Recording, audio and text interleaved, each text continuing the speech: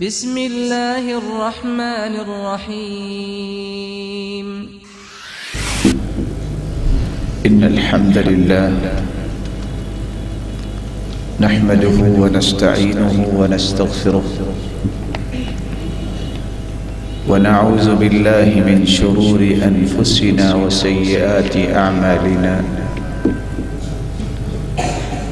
من يهده الله فلا مضل له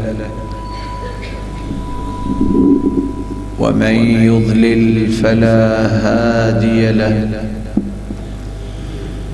وأشهد أن لا إله إلا الله وحده لا شريك له،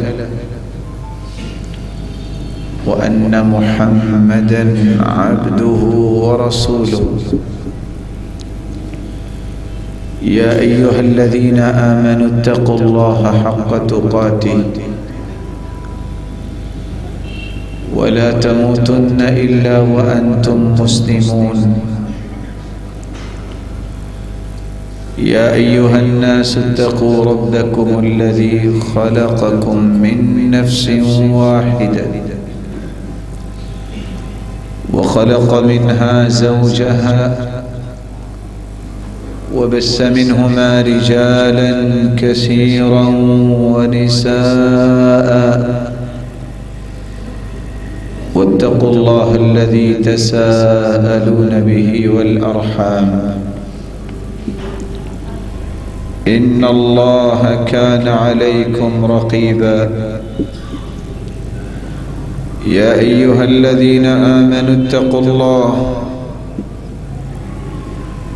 اتقوا الله وقولوا قولا سديدا يصلح لكم أعمالكم ويغفر لكم ذنوبكم،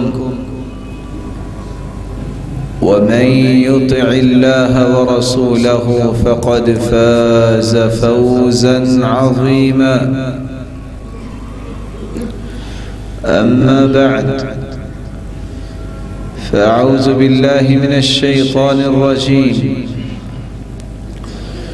قل يا أهل الكتاب لا تغلوا في دينكم غير الحق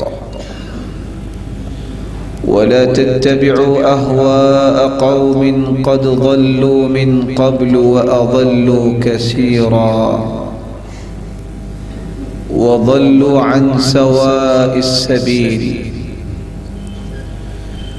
وقال النبي صلى الله عليه وسلم: إياكم والغلو فإنما أهلك من كان قبلكم الغلو. لائق التکریم سامعین مکرم، اللہ ذوالجلال نے اس امت کو تمام امتوں سے افضل بنایا ہے، اور اس کی افضلیت کی ایک وجہ یہ بیان کی ہے: وَجَعَلْنَاكُمْ أُمَّةً وَسَطًا. اس امت کو معتدل امت بنایا ہے، یہ افراط و تفرید کی شکار نہیں ہوتی، اور اس امت کو اس لیے بہترین بنایا ہے: کنتم خیر امہ اخرجت للناس تأمرون بالمعروف وتنہون عن المنکر. تم بہترین امت ہو، تمہاری بہتری کی نشانی یہ ہے تم نیکی کا حکم کرتے ہو اور برائی سے منع کرتے ہو. رسول اکرم صلی اللہ علیہ وسلم نے فرمایا تھا: انتم تتمون 70 امہ، تم 70ویں امت ہو. انتم خیرها واکرمها علی اللہ عز وجل، اللہ ذوالجلال کے ہاں عزت والی اور بہترین امت ہو تو تم ہو. تو رسول اللہ صلی اللہ علیہ وآلہ وسلم نے اس معتدل، متوازن اور وسطیت کی حامل امت کو ایسی راہوں سے آگاہ کیا جس سے وہ افراط و تفریط سے بچ سکتی ہے۔ قرآن مجید میں اللہ عز و جلال فرماتے ہیں قُلْ يَا أَهْلَ الْكِتَابِ لَا تَغْلُوا فِي دِينِكُمْ غَيْرَ الْحَقِّ، میرے محبوب ان سے کہہ دیجئے اے اہل کتاب تم غلو نہ کرو، وَلَا تَتَّبِعُوا أَهْوَاءَ قَوْمٍ، قوم کی خواہشات کے پیچھے مت لگو۔ اس کی وجہ کیا ہے؟ قَدْ ضَلُّوا مِن قَبْلِ، خواہشات کی پیروی کرنے سے کتنے لوگ اس سے پہلے گمراہ ہو چکے۔ وَأَضَلُّوا كَثِيرًا وَضَلُّوا عَنْ سَوَاءِ السَّبِيلِ، جو خواہشات کو پورا کرنے میں لگ جاتے ہیں وہ خود بھی صحیح راستے سے گمراہ ہوتے ہیں اور لوگوں کو بھی کرتے ہیں۔ اور رسول اللہ صلی اللہ علیہ وسلم نے فرمایا ایاکم والغلو، تم غلو سے بچ جاؤ، فإنما أهلك من كان قبلكم الغلو، تم سے پہلی امتوں کو اگر ہلاک کیا گیا تو اس غلو کی وجہ سے ہلاک کیا گیا۔ غلو کیا ہے اور غلو کیوں پیدا ہوتا ہے، اور کون کون سی چیز میں غلو دنیا میں کیا گیا اور کیا جا رہا ہے، اور اگر انسان غلو کرتا ہے تو دنیا اور آخرت میں کن کن پریشانیوں اور ہلاکتوں کا سامنا کرنا پڑے گا، آج انہی 4 نکات پہ ہماری گفتگو ہوگی۔ غلو کیا ہے؟ پہلا نکتہ، الغلو، یہ غلا یغلو غلوا سے ہے، اس کا مطلب ہے زیادتی کرنا، اس کا مطلب ہے حد سے بڑھ جانا، اس کا مطلب ہے حد سے تجاوز کرنا۔ لا تغلو فی دینکم، اپنے دین میں غلو نہ کرو۔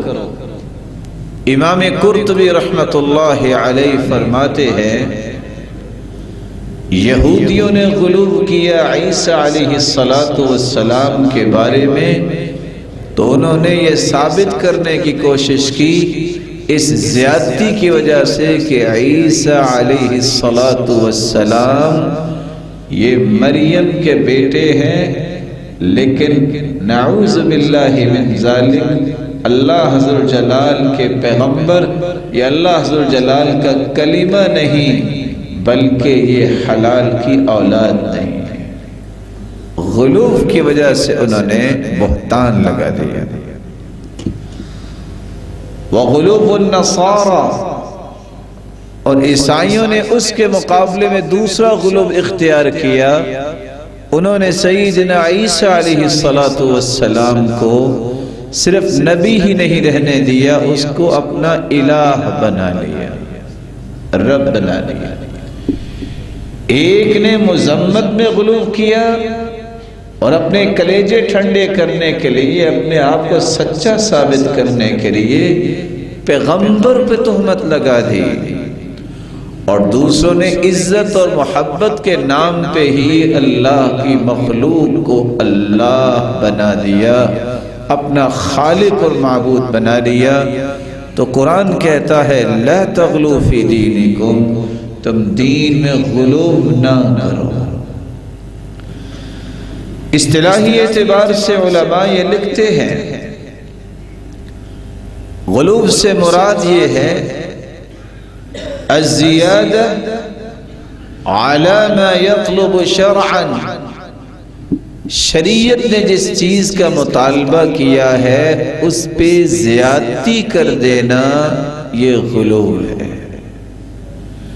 شریعت کہتی ہے کہ صبح کی 2 رکعتیں پڑھنی ہیں، حدیث کہتی ہے کہ لوگوں میں غلو آئے گا، قیامت کے قریب فجر کی 2 کی بجائے 4 رکعتیں پڑھیں گے۔ آپ کوئی پوچھنے والا پوچھے گا بھی 2 رکعتیں نیکی کی غرض سے زیادہ پڑھی ہے نا؟ اگر اللہ ذو الجلال نے حکم نہیں دیا، رسول اللہ صلی اللہ علیہ وسلم نے وہ کام نہیں کیا، کوئی شخص اگر نیکی کی بنیاد پہ بھی اجر کی امید رکھتے ہوئے بھی ایسا کرتا ہے تو مجرم بن جائے گا۔ پیغمبر نے تو 2 رکعتیں صبح کی پڑھی ہے، قیامت کے نزدیک 4 رکعتیں پڑھنے والے بھی آئیں گے۔ اللہ ذو الجلال ہمیں ہر قسم کے غلو سے محفوظ فرمائے۔ غلو زیادتی جب ہو جائے، دین کے معاملے میں حد سے تجاوز انسان کر جائے، اس کو تشدد بھی کہتے ہیں۔ تو 4 ایسے الفاظ ہیں جو غلو کے معنی میں استعمال کیے جاتے ہیں۔ پہلا لفظ ہے تشدد۔ تشدد شریعت میں جائز نہیں، شدت پسندی اللہ کو پسند نہیں، شدت پسندی دین کا اصول نہیں، شریعت نے اس کو ناپسند کیا ہے سختیاں کرنے سے۔ دوسرا لفظ جو غلو کے معنی میں استعمال ہوتا ہے وہ ہے تطرف۔ تطرف سے مراد یہ ہے جب انسان حدود سے تجاوز کرتا ہے، ایک راستہ طے ہے، جب اس راستے سے ہٹ جاتا ہے تو اس نے ایک الگ طرف اور کنارہ لے لیا۔ شریعت کے صراط مستقیم کو چھوڑ کر کسی اور راستے کو اپنا لینا، اس کو کہتے ہیں یہ تطرف اختیار کر گیا ہے۔ اور آپ نے یہ سنا ہوگا کہ یہ متطرفین لوگ ہیں، دین کو چھوڑ دینے والے، اللہ کو پسند نہیں ہیں۔ راستہ وہ ہے جس کو قرآن نے بیان کیا ہے، جس کو حدیث نے بیان کیا ہے، یہ صراط مستقیم ہے۔ اس سے روگردانی کرنے والا تطرف اختیار کرتا ہے، زیادتی کرتا ہے۔ غلو کے معنی میں یہ دوسرا لفظ استعمال ہوتا ہے تطرف۔ تیسرا لفظ جو استعمال کیا جاتا ہے التنطع، حدیث میں آتا ہے ہلک المتنطعون، شدت اختیار کرنے والے، تشدد اختیار کرنے والے، زیادتی کرنے والے ہلاک ہو جائیں۔ تنطع کیا ہے؟ نطع غار کو کہتے ہیں۔ اللہ کی زمین کتنی فراخ ہے، ان فراخ زمین کو چھوڑ کے غاروں میں انسان چھپتا پھرے، اس کا مطلب ہے اس نے اپنے نفس پہ زیادتی کی ہے۔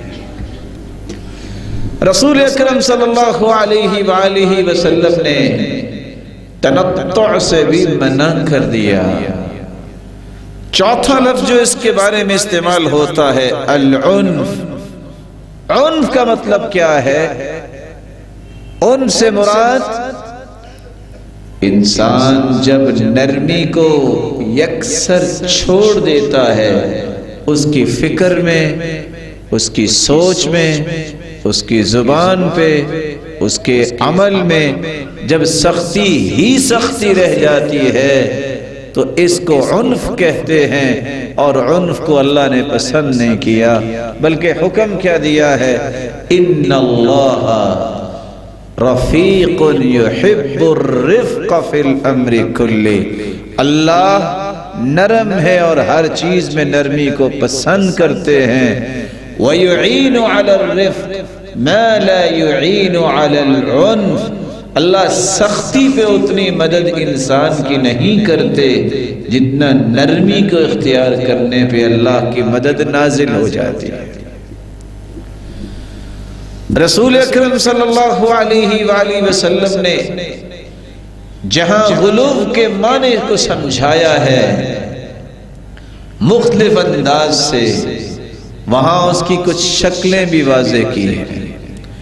یہ آج کی گفتگو کا دوسرا نقطہ ہے کہ یہ غلو کیوں پیدا ہوا امت کے اندر، اور امت کے اندر غلو کی کون کون سی شکلیں ہیں۔ سب سے پہلی شکل جو سامنے آئی وہ نوح علیہ السلام کی قوم میں سامنے آئی۔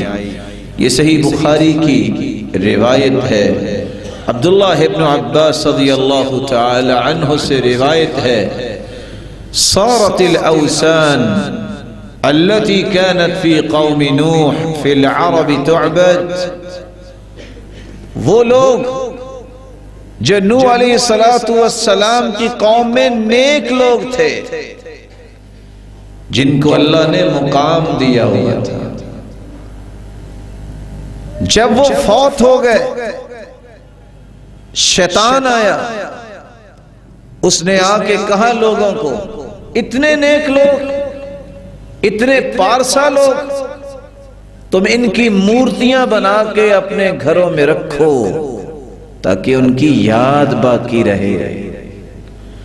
اور وہ نیک لوگ تھے، نیک لوگوں کی مورتیاں بناؤ گے، ان کی یاد بھی رہے گی، ان کی نیکی بھی یاد آئے گی۔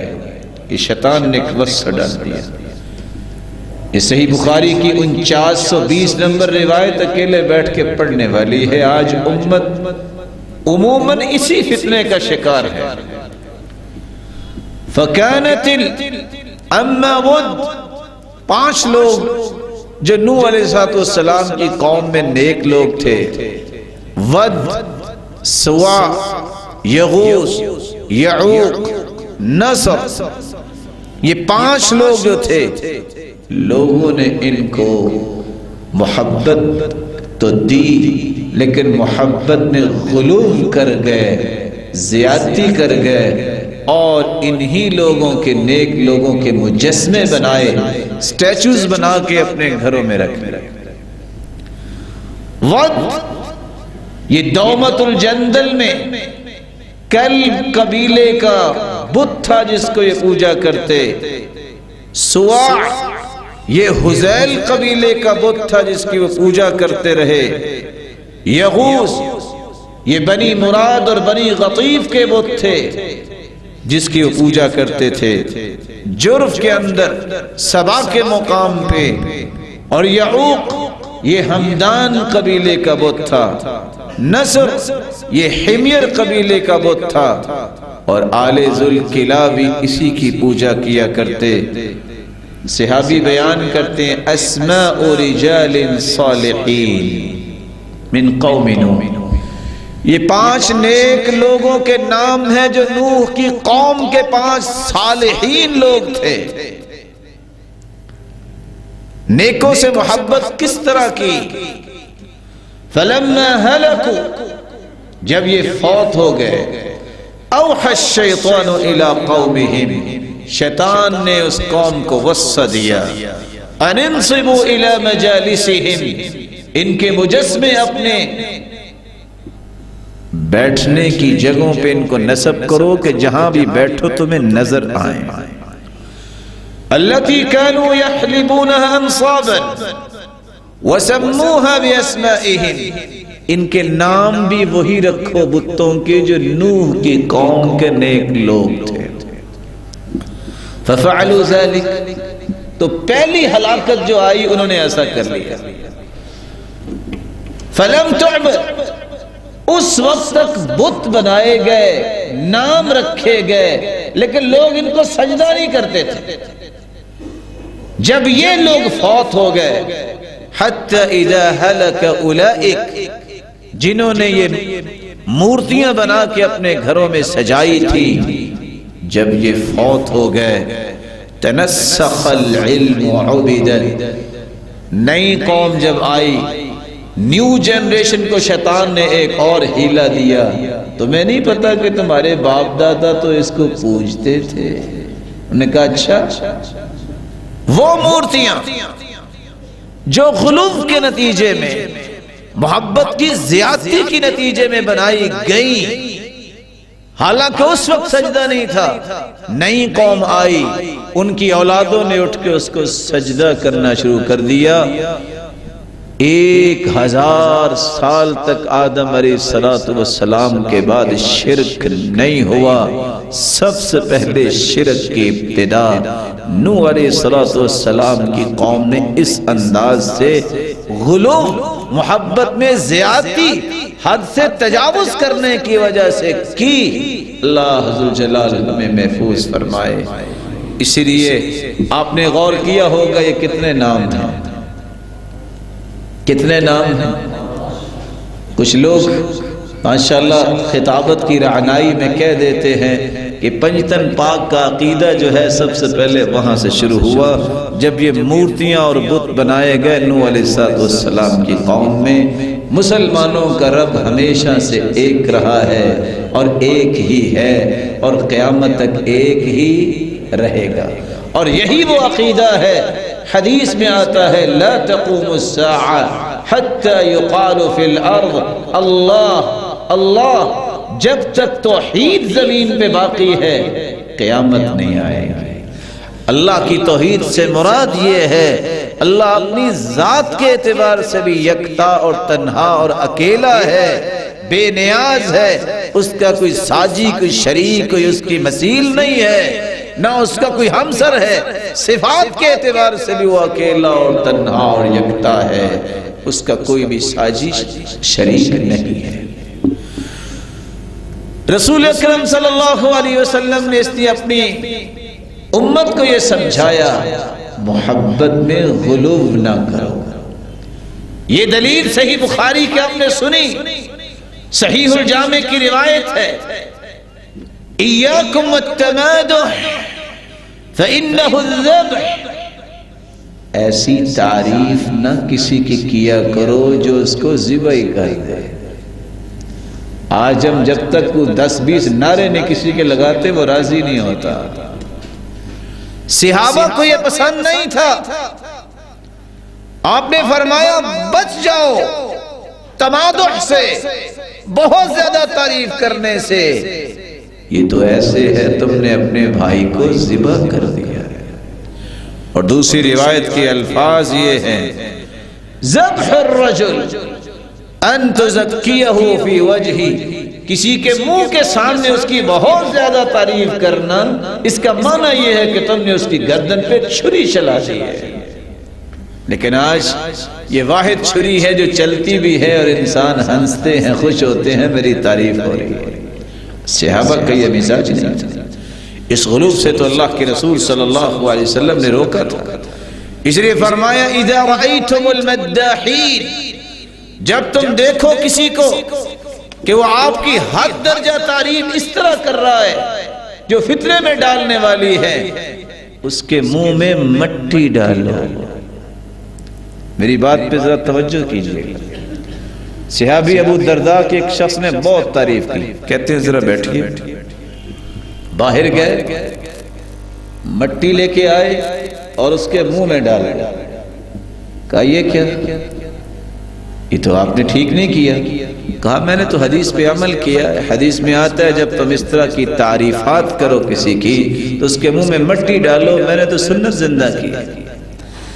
آج اگر کوئی تعریف کرتا ہے ہم مٹی کی بجائے مٹھائی ڈالتے ہیں. کیوں؟ یہ ہے اصل میں حقیقت میں میرا محب نہیں.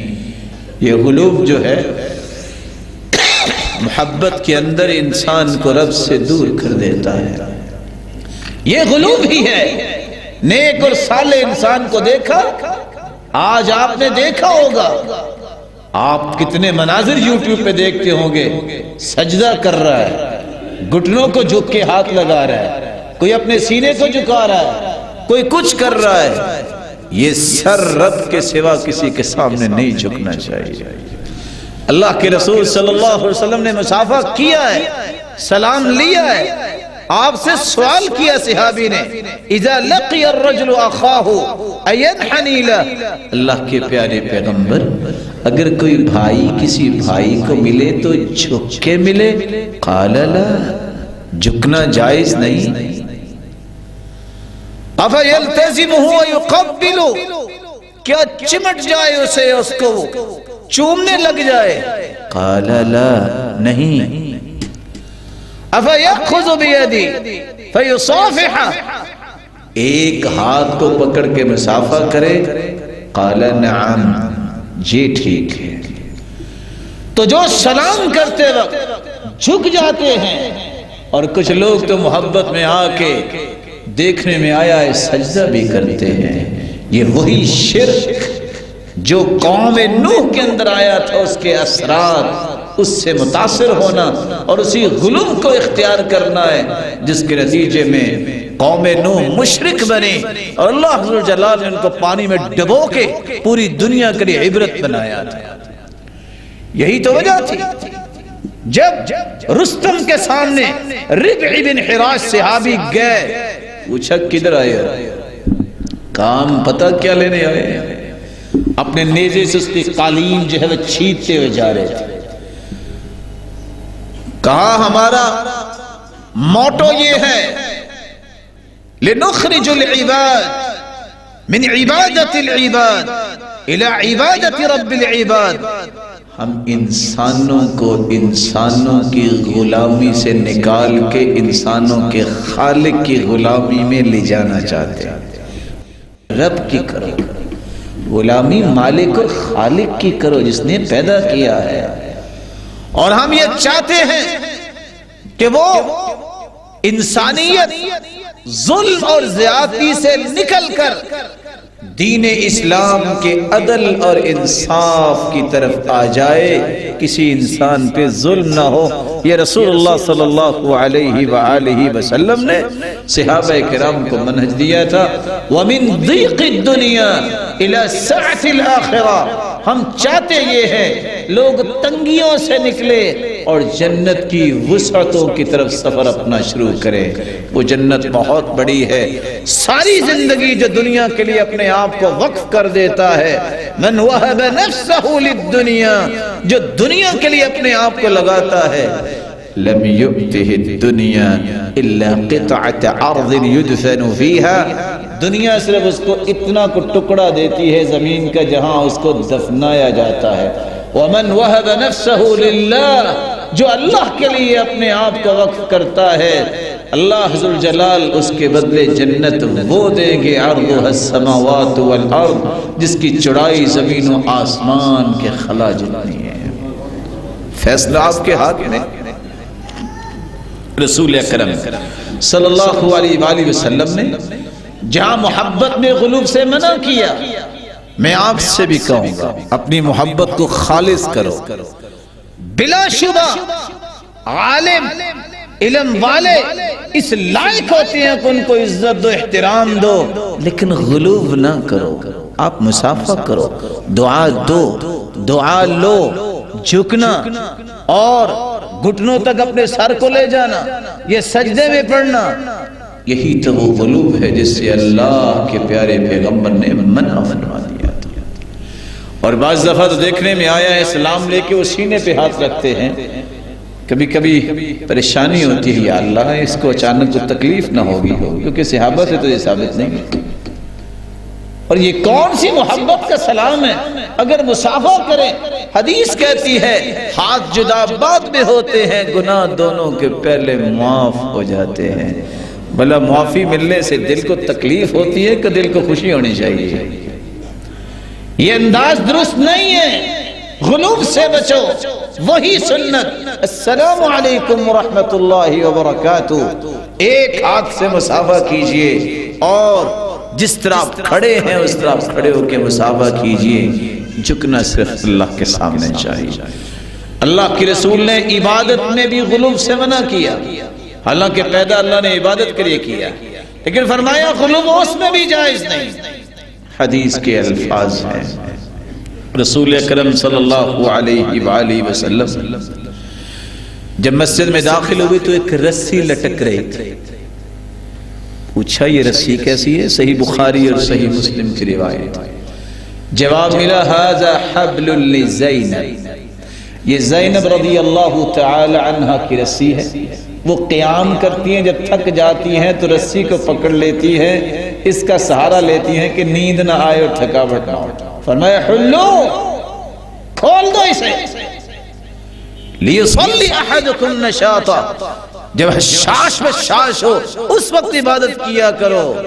یہ کیا طریقہ ہے؟ کھول دو اس رسی کو۔ اللہ کے رسول نے عبادت میں بھی غلو کرنے سے منع کیا ہے۔ آپ نے دیکھا ہوگا کہ آج کل بھی کہتے ہیں بس جی میں تو بڑی عبادت اور اللہ کے لیے دین کے لیے وقف ہو گیا ہوں، 10 سال گھر نہیں جاتے۔ یہ کوئی دین نہیں ہے، بسد احترام دین کے نام پہ بھی دین نہیں ہے۔ یہ کوئی دین نہیں ہے، کسی مرد کے لیے جائز نہیں ہے کہ وہ 4 مہینے سے زیادہ اپنی بیوی سے دور رہے۔ دین یہ ہے، اللہ کے رسول سفر پہ بھی نکلتے تو بیویوں کو ساتھ لے کے جاتے تھے۔ یہ کون سا دین ہے؟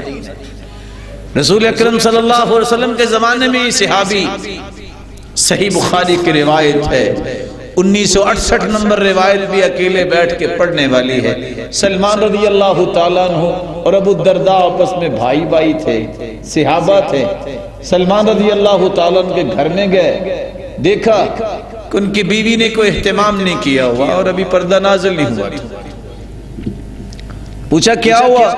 کہتے آپ کے بھائی کو خیال ہی نہیں ہے کہ گھر میں بھی کوئی ضرورت ہے یا اس نے بیوی بچوں کو بھی دیکھنا ہے۔ کہتے اچھا۔ ابو الدرداء بڑے خوش ہوئے کہ سلمان میرے گھر میں آئے ہیں رضی اللہ عنہما، جلدی سے کھانا پیش کیا۔ کہتے لا آکل حتی تأکل، تم کھاؤ گے تو میں کھاؤں گا۔ کہا میرا تو روزہ، کہا چھوڑو اسے، نفلی روزہ، روزہ توڑوایا، میں نہیں کھاؤں گا جب تک تم نہیں کھاؤ گا۔ کھانا کھلا کے روزہ اس کو توڑوایا۔ عشاء کی نماز کے بعد ان کی عادت یہ تھی ساری رات تہجد پڑھتے تھے۔ فارغ ہوئے کہتے اللہ اکبر، کہتے نم، سو جاؤ۔ اب سلمان بڑے تھے، وہ چھوٹے تھے، ان کو سلا دی۔ جس کی عادت بنی ہو، اور ہے نیکی کی عادت، بری نہیں ہے، بہت اچھی عادت۔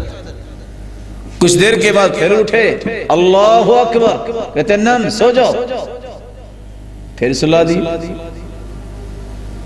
جب سحری کا وقت ہوا کہتے ہیں قم الآن، اب کھڑے ہو جائے۔ فصلیا، سلمان نے بھی تہجد پڑھی، ابو الدرداء نے بھی تہجد پڑھی رضی اللہ عنہما۔ تہجد سے فارغ ہو کے اللہ کے رسول کے پاس جانے سے پہلے ان کو بٹھا لیا۔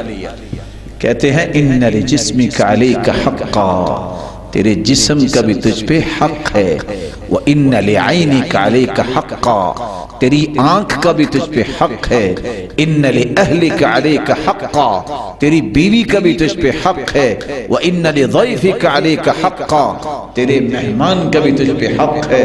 فَأَعْطِ كُلَّ ذِي حَقٍّ حَقًّا، ہر ایک کو اس کا پورا حق دیا کرو۔ اللہ کے رسول صلی اللہ علیہ وسلم کے پاس گئے، یہ سارا قصہ بیان کیا۔ آپ نے صرف ایک لفظ بولا ہے، صدق سلمان، سلمان نے جو کچھ کہا ہے سچ کہا ہے۔ یہ دین ہے، ہر ایک کو پورا حق دینا، یہ دین ہے۔ دین کے نام پہ وائلنس کرنا غلو ہے، زیادتی نہیں۔ عبادت کے اندر بھی میانہ روی، یہ نہیں ہے عبادت کرتے کرتے زندگی کے سارے اصول توڑ دیے جائیں، یہ عبادت نہیں ہوگی۔ رسول اکرم صلی اللہ علیہ وآلہ وسلم نے اس لیے صحابہ کرام کو دیکھا، سفر کے اندر ایک شخص جس کے اوپر سایہ کیا ہوا ہے اور اس نے روزہ رکھا ہوا ہے۔ آپ نے پوچھا یہ کیوں شخص گرا ہے؟ کہتے ہیں سفر ہے، گرمی بڑی ہے اور اس شخص نے روزہ رکھا تھا۔ آپ غصے میں آ گئے۔ آپ نے فرمایا ليس من البر الصيام في السفر ليس من البر ان تصوم في السفر، سفر میں نکلتے وقت روزہ رکھنا نیکی نہیں ہے۔ اور روایت ہے صحیح بخاری کی، جب اللہ نے اجازت دی ہے تو اب جو سایہ اس میں کیا جا رہا ہے، لوگ رحم کھا رہے ہیں کہ روزہ اس سے برداشت نہیں ہوا، گر گیا ہے۔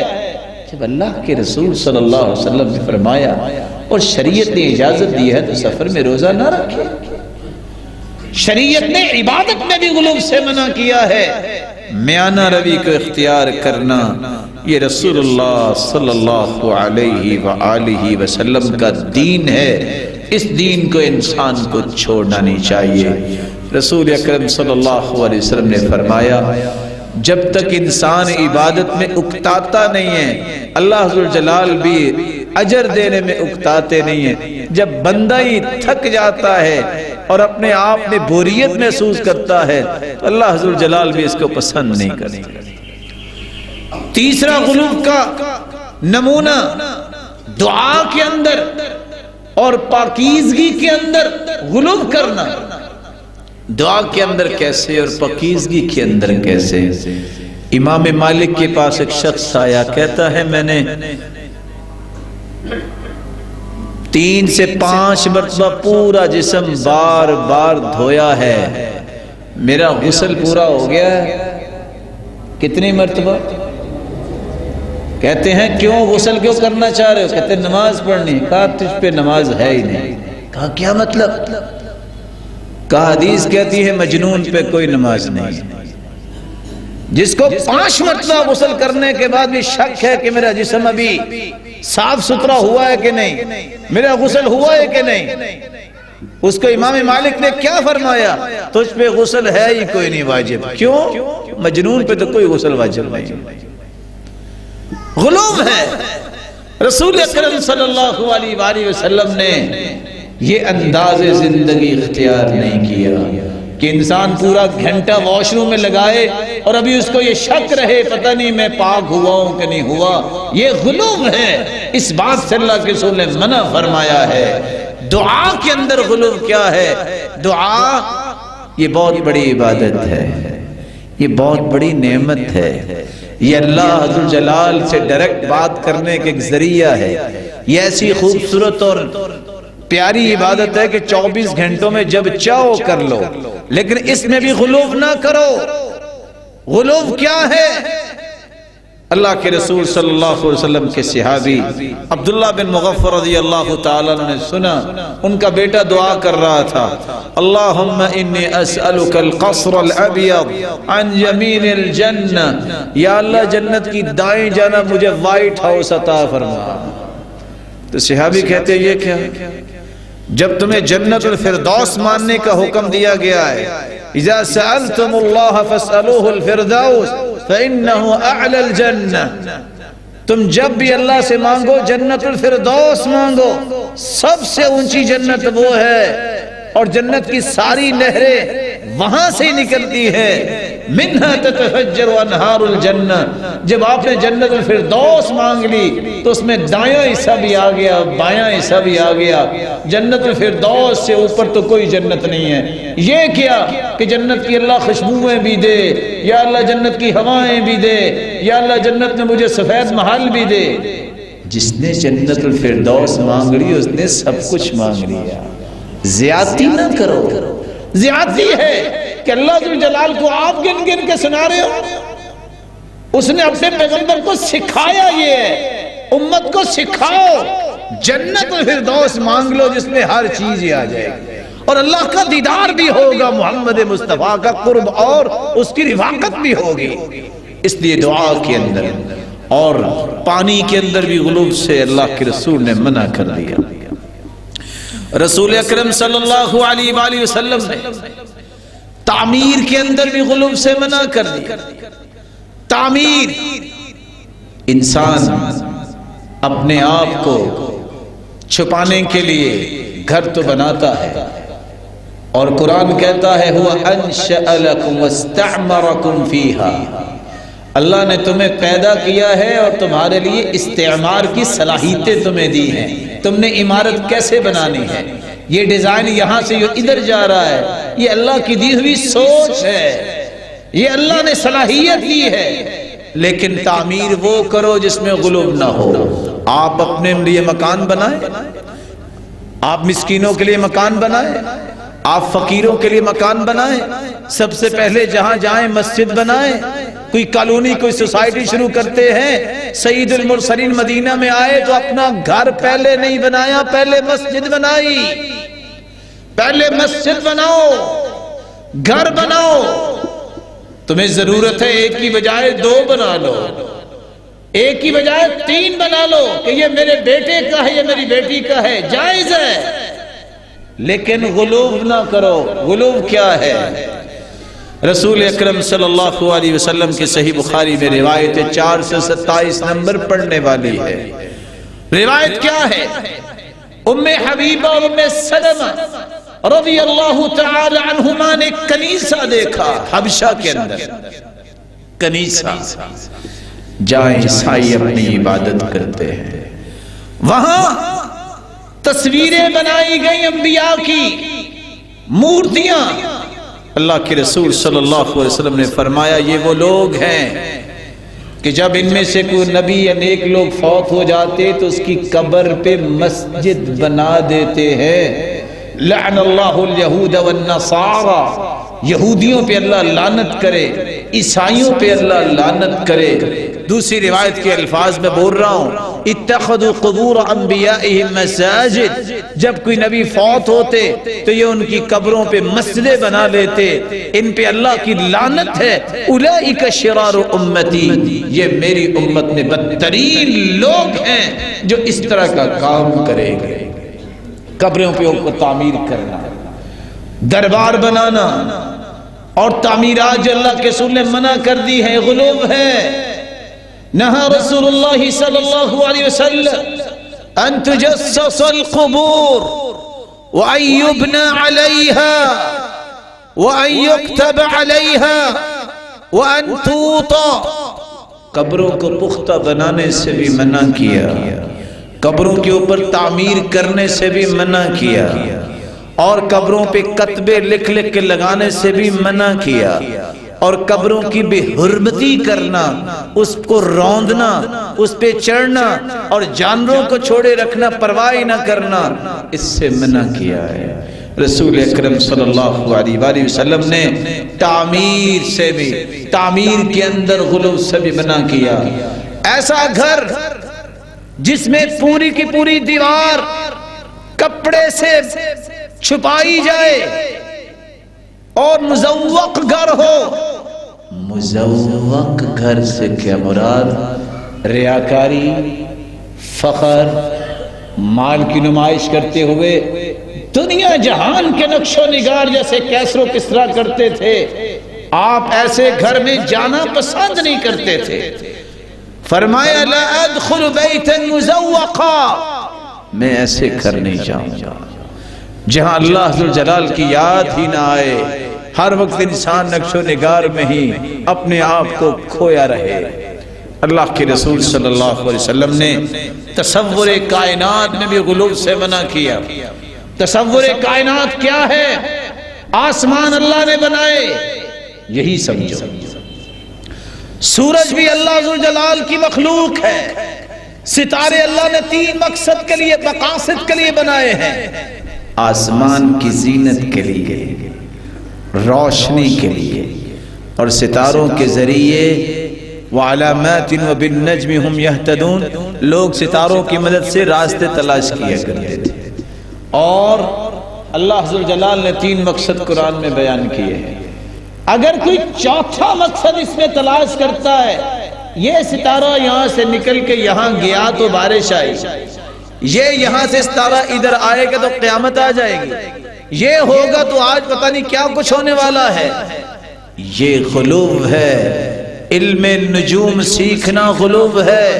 من اقتبس علم النجوم فقد اقتبس شعبة من السحر، جو علم نجوم سیکھتا ہے وہ جادو سیکھتا ہے، اور جادو کی سزا یہ ہے حد الساحر ضربة بالسیف، جادوگر کا پتہ چل جائے کہ وہ جادو کرتا ہے، اس کی گردن تن سے جدا کی جاتی ہے، لیکن کرے گا کون؟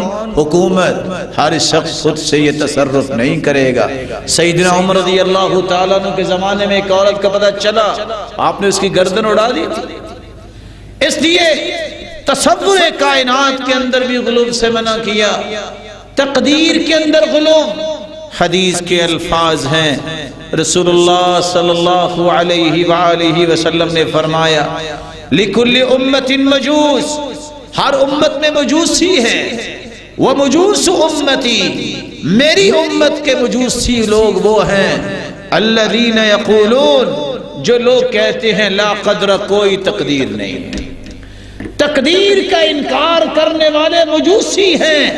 رسول اکرم صلی اللہ علیہ وسلم کا یہ فرمان صحیح الجامع میں 158 نمبر پہ ہے، فرمایا ان مرضوا، اگر یہ مجوسی جو تقدیر کا انکار کرنے والے ہیں بیمار ہو جائیں، فلا تعودوہم، ان کی بیمار پرسی نہ کرو، وَإِن مَاتُوا فَلَا تَشْهَدُوهُمْ، اگر یہ مر جائیں تو ان کے جنازے پہ نہ جاؤ۔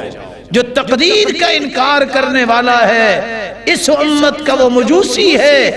تقدیر پر ایمان لانا یہ ایمان کا حصہ ہے۔ ایمان کے 6 رکن ہیں۔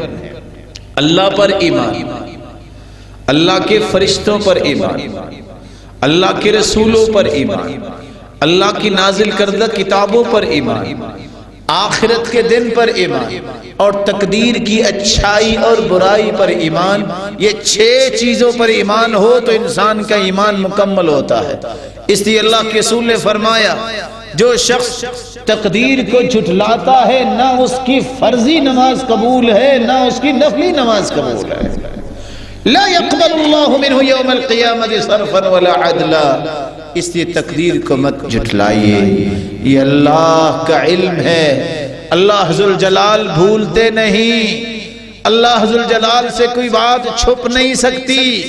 اللہ ذوالجلال نے جو لکھا ہے صحیح لکھا ہے، اللہ ذوالجلال نے جو لکھا ہے وہ بہتر لکھا ہے، وہی میرے لیے بہتر ہے جو اللہ نے لکھا ہے۔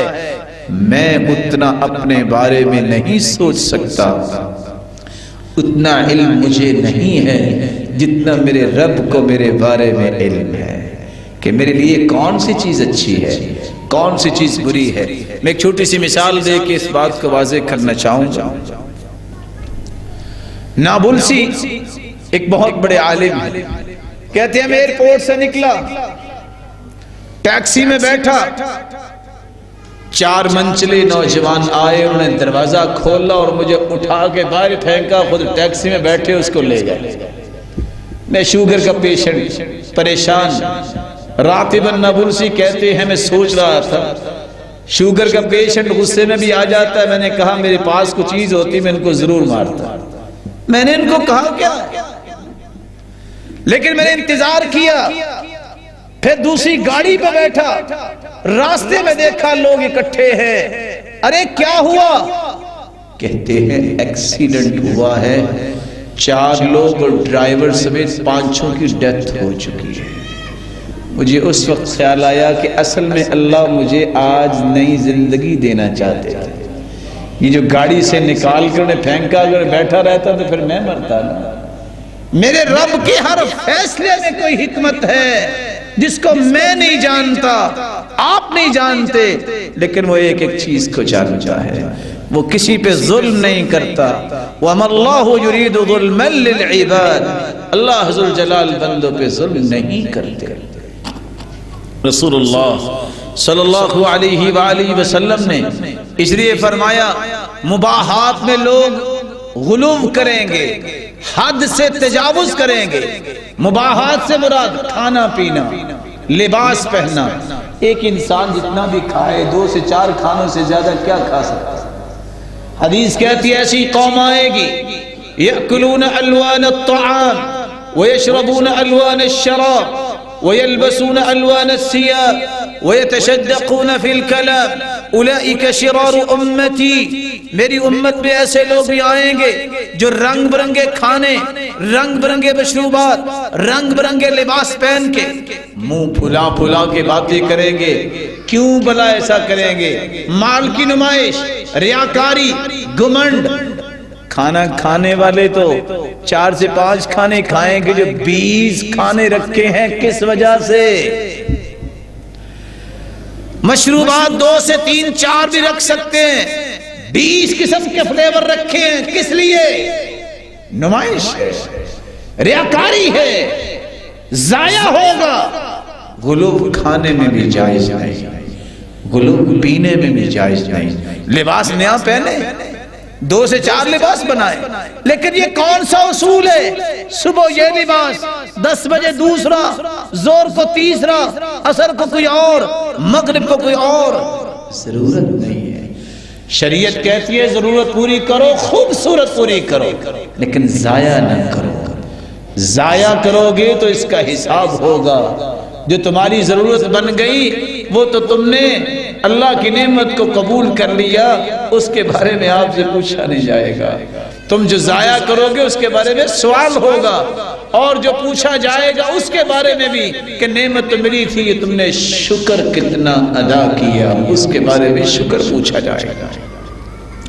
رسول اکرم صلی اللہ علیہ وآلہ وسلم نے فرمایا انداز گفتگو میں بھی غلو سے بچو۔ گفتگو کیا ہے؟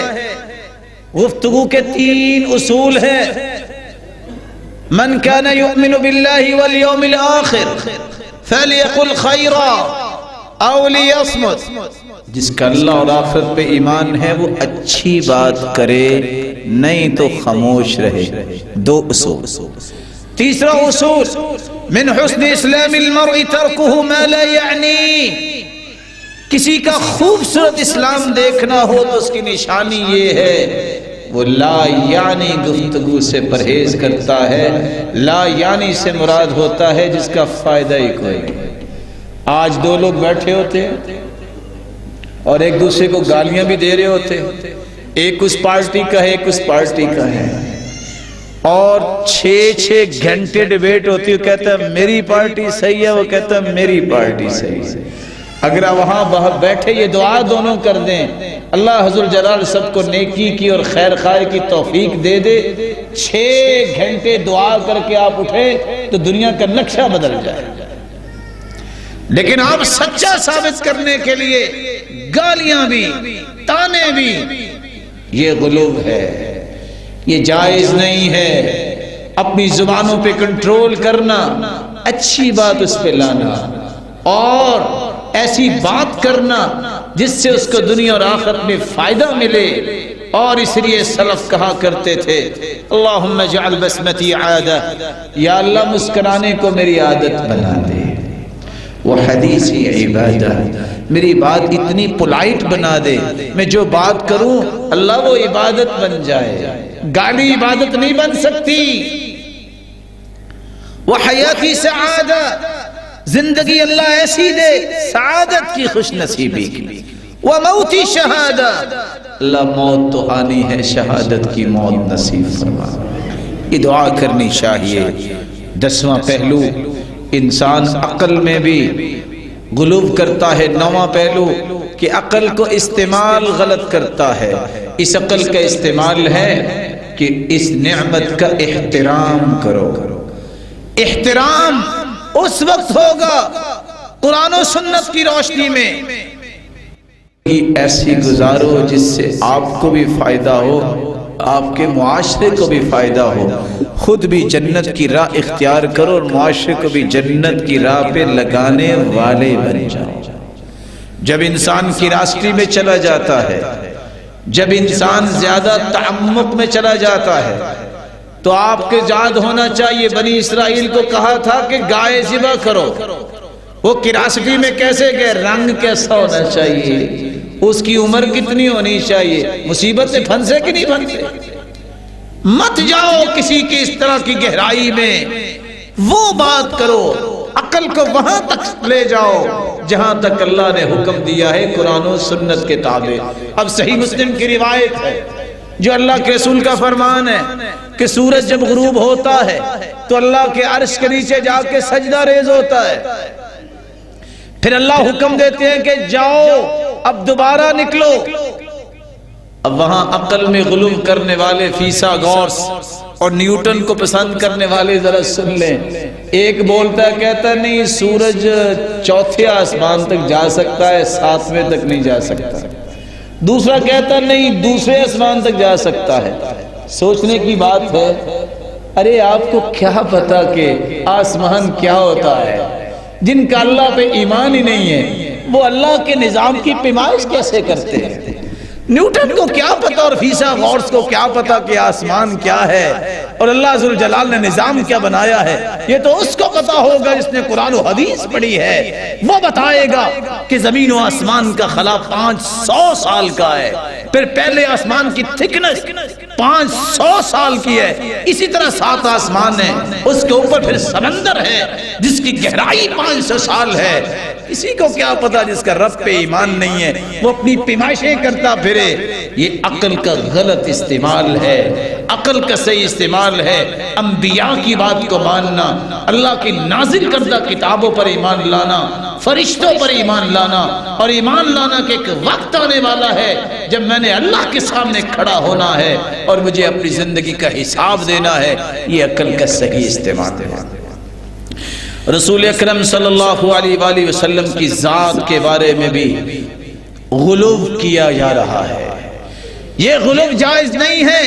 ایمان سنیے، میرا اور آپ کا ایمان یہ ہونا چاہیے جب سے کائنات کو اللہ نے تخلیق کیا ہے، جب اس کائنات کا خاتمہ ہوگا قیامت کو، اس دوران اللہ ذو جلال نے آج تک ایسی ہستی پیدا نہیں کی، نہ قیامت تک پیدا ہو سکے گی۔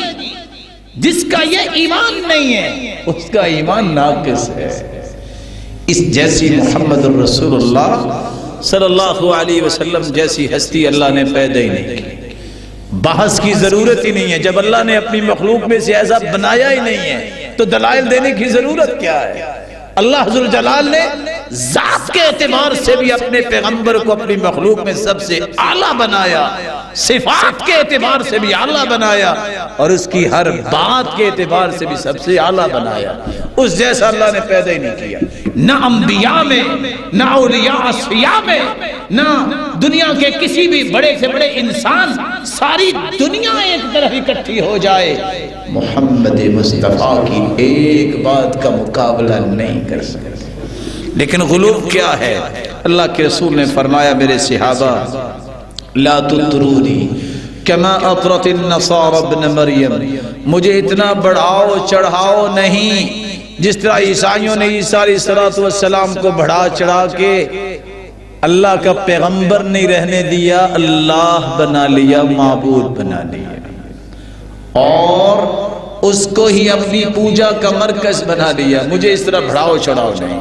قرآن کہتا ہے قل انما انا بشر مثلکم، کہہ دیجئے لوگوں میں تمہارے جیسا بشر ہوں، لیکن فرق یہ ہے مجھے بشریت کا سرتاج اللہ نے بنایا ہے۔ اور وہ کیسے بنایا؟ یوحا الیہ، میری طرف وحی نازل ہوتی ہے، اور جن کی طرف وحی انبیاء سے بھی نازل ہوئی میں ان انبیاء سے بھی افضل ہوں۔ انا سید ولد آدم ولا فخر، لوگوں میں آدم علیہ السلام کی اولاد کا سرتاج ہوں، لیکن فخر نہیں کرتا کیونکہ فخر میرے رب کو پسند نہیں ہے۔ دوسری جگہ فرمایا قل لا اقول لكم عندي خزائن الله ولا اعلم الغيب ولا اقول لكم اني ملك، میرے پیغمبر ان کو کہہ دیجئے، اور میں آپ سے گزارش کروں گا سورۃ الانعام کی 50 نمبر آیت، چھوٹے بھائی کی گزارش مانتے ہوئے صرف ایک مرتبہ تسلی سے اس کو پڑھ کے اس کا ترجمہ 5 مرتبہ پڑھ لینا، زندگی میں آپ غلو کا شکار نہیں ہوں گے۔ 50 نمبر آیت اللہ ذو الجلال اعلان کروا رہے، میرے پیغمبر اعلان کر دو کہ رب کے خزانوں کا مالک میں نہیں ہوں، میرا رب بھی ہے۔ واللہ یعطی وانا قاسم، سید بخاری کی روایت ہے دینے والا اللہ ہی ہے، میں تو تقسیم کرنے والا۔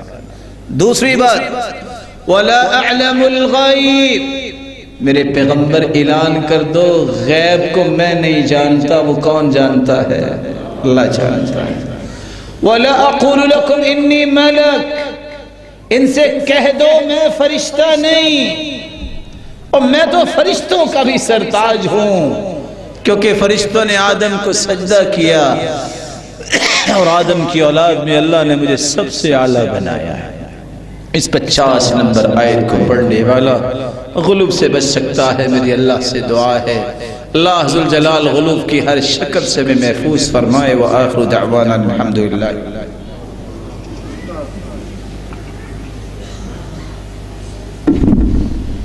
الحمدللہ علی احسانہ والشکر له على توفیقہ وامتنانہ، اما بعد۔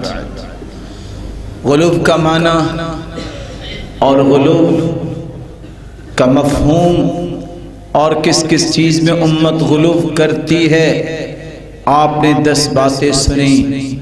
میں اس موضوع کو مکمل کرتے ہوئے 5 باتیں آپ کی سپرد کرنا چاہوں گا۔ میرے بھائیوں، غلوب کسی بھی دین کے معاملے میں یا زندگی کے معاملے میں زیادتی کرنا، حد سے بڑھ جانا، وہ محبت ہو، وہ عبادت ہو، وہ دعا ہو، وہ کوئی بھی زندگی کا پہلو ہو، جو حدود اللہ نے مقرر کر دی اس سے زیادتی نہ کرو۔ رسول اکرم صلی اللہ علیہ وآلہ وسلم نے اس لیے امت کو یہ سمجھایا تھا، فرمایا جو شخص غلو کرتا ہے وہ حقیقت میں امت اسلامیہ پر سختی اور بوجھ رکھنا چاہتا ہے۔ رسول اکرم صلی اللہ علیہ وآلہ وسلم نے فرمایا لا ينبغي لمؤمن ان يذل نفسه، کسی مومن کے لیے جائز نہیں کہ وہ اپنے آپ کو ذلیل کرے۔ کیسے ذلیل کرتا ہے؟ یتعرض للبلاء لما لا یطیق، ایسا کام کرے جس کی اس کے اندر طاقت نہیں ہے۔ کیسی طاقت نہیں ہے؟ رسول اکرم صلی اللہ علیہ وسلم کے زمانے میں عقبہ بن عامر کہتے ہیں میری بہن نے نظر مان لی کہ میں پیدل چلوں گی اور میں بغیر جوتی پہن کے چلوں گی۔ اللہ کے رسول صلی اللہ علیہ وسلم نے فرمایا کیوں؟ کہا میں پیدل حج کروں گی اور جوتی پہن کے نہیں، نیکی ہے۔ روایت صحیح بخاری کی 1866 نمبر، رسول مقبول صلی اللہ علیہ وسلم نے فرمایا لِتَمْشِي وَلِتَرْكَبْ، اس کو کہے کہ وہ سوار ہو کے جائے اور کچھ پیدل چلنا ہے تو کوئی حرج نہیں، لیکن یہ نظر جو مان کے جا رہی ہے کہ میں نے بیت اللہ تک سواری پہ سوار نہیں ہونا، یہ نظر ٹھیک نہیں ہے۔ دوسری روایت میں آتا ہے ایک شخص دھوپ میں ہے، پوچھا اس کو کیا ہے؟ کہا اس نے نظر مانی ہے کہ میں دھوپ میں کھڑا ہوں گا۔ فرمایا اللہ عذاب دینے سے مستغنی ہے، اپنے آپ کو عذاب نہ دو۔ اللہ کو یہ پسند نہیں ہے کہ اپنی مخلوق کو عذاب دے۔ جب وہ خود عذاب لیں گے اور ایسے کام کریں گے تو یہ اللہ کا عدل ہوگا۔ اللہ کے رسول نے اسے منع کر دیا۔ تیسری روایت کے الفاظ ہیں ایک آدمی کو 2 آدمیوں کے درمیان وہ سہارا لے کے چل رہا ہے۔ رسول اکرم صلی اللہ علیہ وسلم نے پوچھا کیا ہوا؟ کہا اس نے نظر مانی ہے کہ میں سواری پہ نہیں بیٹھوں گا۔ صحیح بخاری کی 1865 نمبر روایت بتاتی ہے اللہ کے رسول نے فرمایا ان اللہ لغنی ان تعذیب هذه نفسه، اللہ غنی ہے یہ اپنے آپ کو عذاب دے رہا ہے۔ حد سے بڑھ جانا، زیادتی کرنا، غلوب کرنا، یہ پوری امت پہ بوجھ ایسا رکھنا ہے، ایسی امت کے ساتھ زیادتی کا تصور ہے جس سے اللہ نے پسند نہیں کیا، نہ جسے اللہ نے پسند کیا نہ ہی حکم دیا ہے۔ اس لیے غلوب سے انسان کو بچنا بھی چاہیے اور بچانا بھی چاہیے۔ رسول اکرم صلی اللہ علیہ وسلم نے فرمایا غلو بہت بڑا جرم ہے۔ کس اعتبار سے؟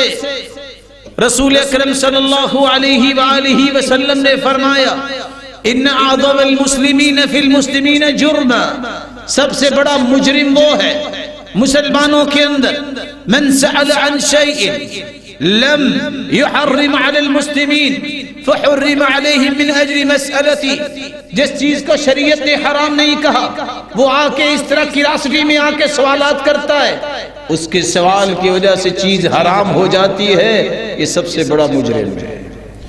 رسول اکرم صلی اللہ علیہ وسلم نے فرمایا، صحابی کہتے ہیں من لم يقبل رخصت اللہ كان علیہ من الاسم مثل جبال عرفہ، جو اللہ کی دی ہوئی رخصتوں کو قبول نہیں کرتا اس پہ اتنا گناہ ہوگا جتنا عرفہ کے میدان کے پہاڑ ہے۔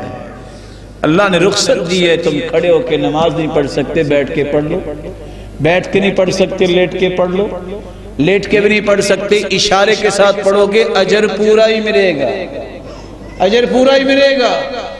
رخصتوں کو قبول کرو، لیکن وہ رخصتیں جو اللہ نے دی ہیں بناوٹی نہیں، خود نہ رخصتیں بناؤ۔ قرآن و حدیث میں جو رخصتیں آ گئی ہے، سفر میں جا رہے ہو قصر پڑھو۔ آج حج کرنے لوگ جاتے ہیں، عمرہ کرنے جاتے ہیں، اور حاجیوں کو پتا ہے کہ میدان عرفات میں بھی قصر نہیں کرتے، مینا میں بھی قصر نہیں کرتے۔ صحابی کہتے ہیں میں نے اللہ کے رسول صلیت مع رسول اللہ بمنن رکعتین وبأبی بکر بمنن رکعتین وبعمر، میں نے اللہ کے رسول ابو بکر عمر کے ساتھ بھی حج عمرے کیے ہیں، سب کے سب مینا میں جا کے قصر کرتے تھے۔ یہ ظلم نہیں اپنے اوپر تو کیا ہے کہ نبی تو قصر کرے، ابو بکر عمر تو قصر کرے، یہ کہتا ہے میرے فلاں بڑے نے کہہ دیا ہے پوری پڑھنی ہے میں پوری پڑھوں گا۔ اللہ کے رسول نے غلو سے منع کیا عبادت میں۔ اصل دین وہ ہے جو محمد نے بتا دیا، جو صحابہ نے اختیار کر لیا۔ لوگوں پہ غلو کرنا، زیادتی کرنے سے بچو۔ رسول اکرم صلی اللہ علیہ وآلہ وسلم نے اس لیے فرمایا تھا پچھلی قومیں اس لیے ہلاک ہوئیں کہ انہوں نے غلو اختیار کیا، اس لیے تمہیں غلو کی طرف نہیں جانا چاہیے۔ صحابہ کرام کے 3 لوگ اللہ کے رسول کے پاس آئے، گھر میں نہیں تھے۔ مومنوں کی ماں سے پوچھا کہ آپ عبادت کیسے کرتے ہیں؟ جب سیدہ عائشہ نے بتایا کہ اتنا قیام کرتے حتی تتفتر قدمہ، ان کے پاؤں پھٹ جاتے ہیں اور وہ کھڑے رہتے ہیں۔ 3 صحابہ نے وعدہ کیا، ایک کہتے ہیں میں آج کے بعد ساری زندگی رات قیام کروں گا، نیند نہیں لوں، کیوں جی نیکی ہے کہ نہیں۔ دوسرے نے کہا میں ساری زندگی روزہ رکھوں گا، ناغہ نہیں کروں گا۔ تیسرے نے کہا انی لا اتزوج النساء، میں شادی نہیں کروں گا، دین کے لیے وقف ہو جاؤں۔ جب اللہ کے رسول کو پتا چلا آپ نے غصہ کیا، آپ کا چہرہ مبارک سرخ ہو گیا، فرمایا یہ کہاں سے دین لے آئے ہو؟ انی اصوم و افطر، میں روزہ رکھتا بھی ہوں اور میں افطار بھی کرتا ہوں، میں رات کو تہجد پڑھتا بھی ہوں سوتا بھی ہوں، میں نے شادیاں 9 کی ہیں۔ من رغب عن سنتی فلیس منی، نیک نیتی ہے، صحابہ ہیں، فرمایا جس نے میری سنت سے منہ موڑ لیا اس کا میرے ساتھ کوئی تعلق نہیں۔ اس لیے دین کے اندر غلو جائز نہیں۔ رسول اللہ صلی اللہ علیہ وآلہ وسلم نے اس لیے صحابہ کرام کو فرمایا تھا صنفان من امتی لا تنالهما شفاعتی، 2 لوگوں کو میری سفارش نصیب نہیں ہوگی، میں ان لوگوں کی قیامت کو سفارش نہیں کروں گا۔ سلطان ظلوم غشوم وغال فی الدین، ایک وہ بادشاہ جو ظالم ہے اور جو لوگوں کے مال کھاتا ہے، وغال فی الدین، جو دین میں غلو کرنے والا ہے، ان دونوں کی سفارش میں نہیں کروں گا۔ اور یہ روایت سلسلہ صحیحہ کی ہے۔ اللہ رب العزت سے دعا ہے اللہ رب العزت ہمیں غلو سے بچائے۔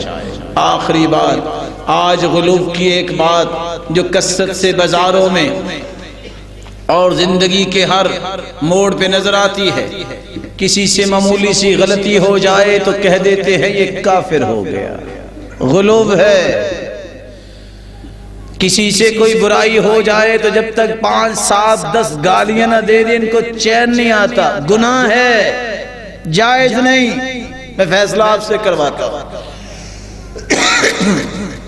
حدیث میں آتا ہے لا تسب الشیطان، شیطان کو گالی نہ دو. کون ہے جو بتائے کہ شیطان سے بھی برا کوئی اللہ نے زمین میں رکھا ہو؟ کوئی ہے شیطان سے برا؟ جب شیطان کو گالی دینا جائز نہیں ہے، اس سے بھی ہمیں گناہ ملے گا، تو کسی مسلمان کو گالی دینا جائز کیسے؟ کچھ لوگ کہتے ہیں اچھا پھر بزدل بن جائیں، جواب نہ دیں، اینٹ کا جواب پتھر نہ دیں. اور بھائی یہ کس حدیث میں آیا اینٹ کا جواب پتھر دے؟ اینٹ کا جواب دعا دے. اللہ کے رسول کو تو پتھر بھی لگے تھے طائف میں، تو انہوں نے اس کا جواب دعا سے دیا تھا. جب فرشتہ آ گیا کہ میں اللہ کی طرف سے بھیجا گیا ہوں، ان شئت ان اطبق علیہم الاخشبین، آپ حکم دیجئے میں دو پہاڑوں کے درمیان طائف کی بستی کو پیس کے رکھ دیتا ہوں. آپ نے فرمایا نہیں، انی لارجو ان یخرج اللہ من اصلابہم من یعبدوہ، میں تو اس امید پہ لگا ہوا ہوں یہ نہیں مانے ان کی قسمت شاید ان کی پشتوں سے نکلنے والی اولاد یہ اللہ کے سامنے جھکنے والی بن جائے. اینٹ کا جواب پتھر نہیں، اینٹ کا جواب اور پتھر کا جواب بھی دعا. یحییٰ بن معین کو گالیاں دی، عالم تھے. ساتھی کہتا ہے لِمَ لَمْ تَرُدَّ عَلَيْهِ، اوہ بزدل ہو گئے ہو، جواب دو. وہ مسکرا کے کہتے ہیں فَلِمَاذَا تَعَلَّمْتُ إِذًا، اگر میں نے گالی کا جواب گالی سے دینا تھا تو میں نے دین کیوں پڑھا تھا؟ جس نے علم پڑھا ہو، دین پڑھا ہو، وہ گالی کا جواب گالی سے نہیں دیتا. صحابی کو ایک مرتبہ کہا لا تسبن احدا، میرے صحابی کسی کو گالی نہ دیا کر، کسی کو گالی نہ دینا. صحابی زندگی کے آخری سانسوں میں کہتے لوگوں گوار ہو جب سے میں نے سنا ہے میں نے آج تک کسی بکری اور جانور کو بھی گالی نہیں دی. آ جاؤ اس پیارے دین کی طرف آؤ جس میں کوئی سختی نہیں، جس میں کوئی زیادتی نہیں. یہ دین اللہ کا تقرب حاصل کرنے کے لیے، اللہ کا پیارا اور محبوب بننے کے لیے. اس میں بڑے کا احترام ہے، اس میں چھوٹے سے شفقت ہے، اس میں عدل و انصاف ہے، اس میں امانتوں کا خیال کرنا ہے، اس میں زیادتی و ظلم سے بچنا ہے.